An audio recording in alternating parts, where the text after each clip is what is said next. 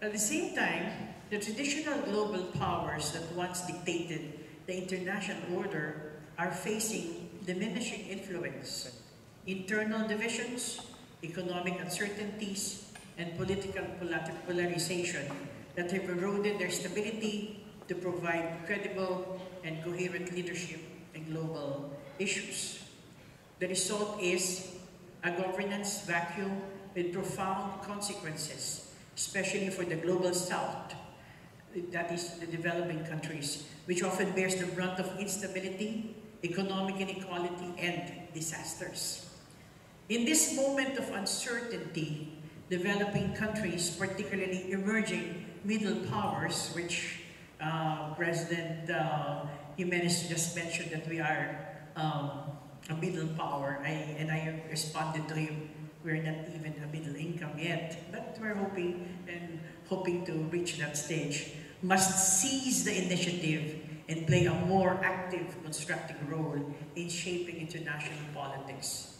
By building stronger South-South cooperation, fostering preventive diplomacy, and asserting a unified voice, we can help craft a more balanced, inclusive, and sustainable multilateral world order together, one that would reflect the interests and aspirations of humanity.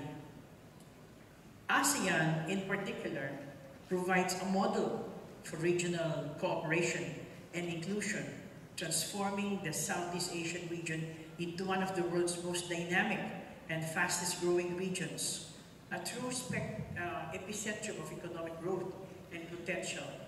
While other regions in the world have growth rates under 2 to 3%, ASEAN and its member states are growing at a rapid pace of 5% and more. Actually, in the Philippines, we think we have a growth rate of 5.6, and we aim to reach a 6% growth rate, hopefully. As the Philippines chairs ASEAN next year, that is our chair next year will be our chairship, we intend to lead the region to addressing key cross-cutting issues.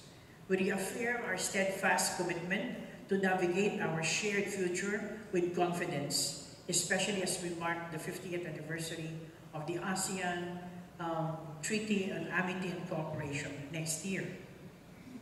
We will build upon the legacy of consultation, consensus, and mutual respect in forging initiatives that will champion peace and security, provide stability, promote shared prosperity, and foster people empowerment in the ASEAN community. Earlier this month, we established formal diplomatic relations with the Kingdom of Bhutan.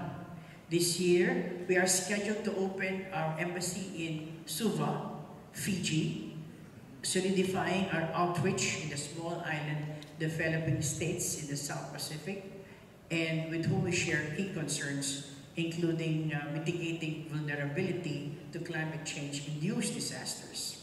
Next year, we are going to open our embassy in Kazakhstan, our first resident diplomatic mission in the critically important Central Asian region. We will also strengthen our presence in Western Africa by establishing an embassy in Accra, Ghana, the continent's 10th largest economy.